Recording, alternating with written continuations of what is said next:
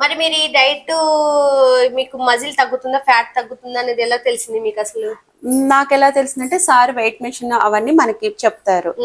ఆ by luck నా machine లో అవి చూసుకునేవి ఉన్నాయి, నేను తీసుకున్నాను. సార్కి పర్ వీక్ ఎవ్రీ వీక్ పంపిస్తాను ఆ డేటా అనేది. నాది యాక్చువల్ గా ఏమొచ్చిందంటే ఫ్యాట్ పర్సంటేజ్ నాది నార్మల్ కి వచ్చేసింది, చాలా తొందరగా వచ్చేసింది. దానివల్ల నాకు మజిల్ అనేది 55 నుంచి 75 వరకు మజిల్ పెరిగింది.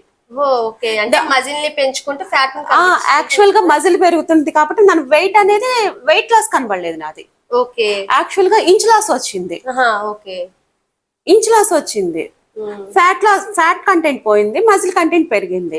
నేను సార్ని అడిగింది, సార్ నాది వెయిట్ కనబడట్లేదు కదా, వెయిట్ తగ్గట్లేదు కదా అన్నాను. కానీ ఇక్కడ ఈ టెస్టింగ్ లో వీటిలో ఏంటి, ఫ్యాట్ కంటెంట్ పోయింది, మజిల్ పెరుగుతుంది. సార్ దాని గురించి చూసారు.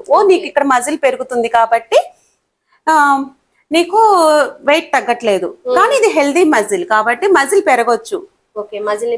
మజిల్ పెరుగుతుంది కానీ వెయిట్ కాన్స్టెంట్ గా ఉంటున్నాను, కానీ ఇంచ్ లాస్ వస్తుంది. అదే అర్థమైంది. బాడీ అనే షేప్ అనేది మంచిగా తగ్గుతా ఉంది, అట్ ద సేమ్ టైం మనకి మజిల్ పెరుగుతా ఉంది కాబట్టి వెయిట్ లో రిఫ్లెక్ట్ అవ్వట్లేదు. బట్ కానీ మనకి ఫ్యాట్ కరుగుతా ఉంది, మజిల్ ని పెంచుకుంటా ఉన్నాం. ఆ ప్లేస్ లో రీప్లేస్ అవుతుంది, ఫ్యాట్ ప్లేస్ లో మజిల్ అనేది.